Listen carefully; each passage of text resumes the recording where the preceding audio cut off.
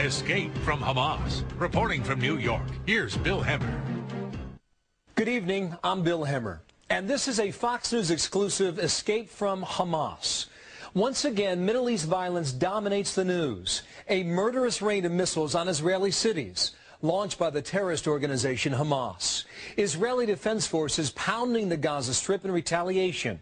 Streets full of fanatical demonstrators, many of them young men committed to killing in the name of God. This hour, we bring you a story of a young man, the son of a top Hamas leader who once led similar street protests. But his story ends in a way you will not expect.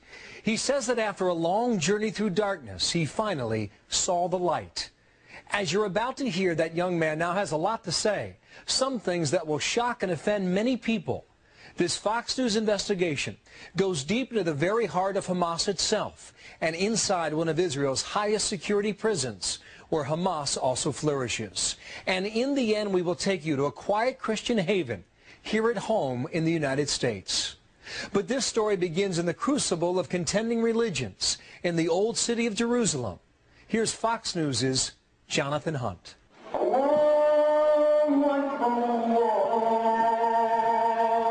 Millions of people have come to Jerusalem and found their lives changed. Muslims, Jews, Christians, even atheists have been deeply affected by the sights, sounds and history of this, the cradle of three of the great religions. For one young Palestinian man named Mosab Hassan, the change wrought by Jerusalem was different, even more profound and disturbing. He had grown up in the West Bank. His father, Sheikh Hassan Yousef, was a founder of Hamas, the radical Islamic group that now controls the Palestinian territories and which was founded with the aim of destroying Israel. And Mosab Hassan himself was a leader of the Islamic Youth Movement, an equally radical group. He personally fought Israeli tanks and troops on the streets of Ramallah. He was seen as a future leader of radical Palestinians. But a chance meeting right here at this spot would radically alter everything Mosab Hassan believed in. This is one of the entrances to Jerusalem's old city, home to some of the holiest places in the world. Among them, the Temple Mount and its western wall for Jews, the Church of the Holy Sepulchre for Christians, and the Al-Aqsa Mosque and the Dome of the Rock for Muslims.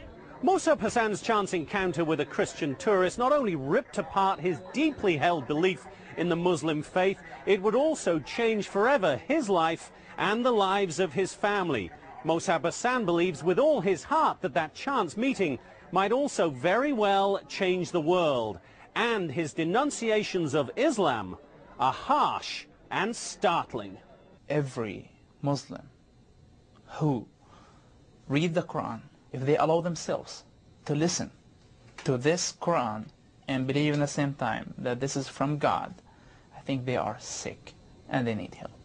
Mosab Hassan says he got that kind of help and his life has indeed changed. Thank you, Lord. And like so many others around the world who've converted to Christianity, Mosab Hassan says all it took to set him on his journey was one reading of the Bible. I loved Jesus immediately.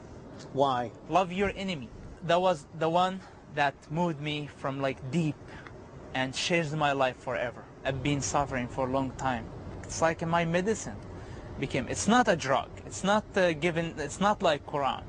Quran is a drug. The Quran is a drug, you say? Islam is a drug.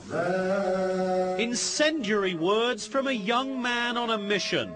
But Mosab Hassan believes his story can change the lives of millions of Muslims, whose faith he feels is also in crisis. I believe that Islam is collapsing already. Because it's collapsing? Yeah, it is collapsing. It looks from the outside, it's growing, but from the inside, it's completely collapsing. It's not giving answers to the people. It's not improving their lives. It's not helping them at all. Within 10 years, that's it. Islam is going to be over. So how did this faithful son become so disillusioned with everything the powerful father he loved and admired brought him up to believe in? What led him to become so disgusted with Hamas, the movement his father helped to found, that he now repeatedly and bitterly denounces it? How did he lose faith in radical Islam and turn instead to evangelical Christianity? And how does he plan to persuade millions of Muslims to abandon their faith, a faith he says is misguided, or as he now puts it, is nothing more than a drug?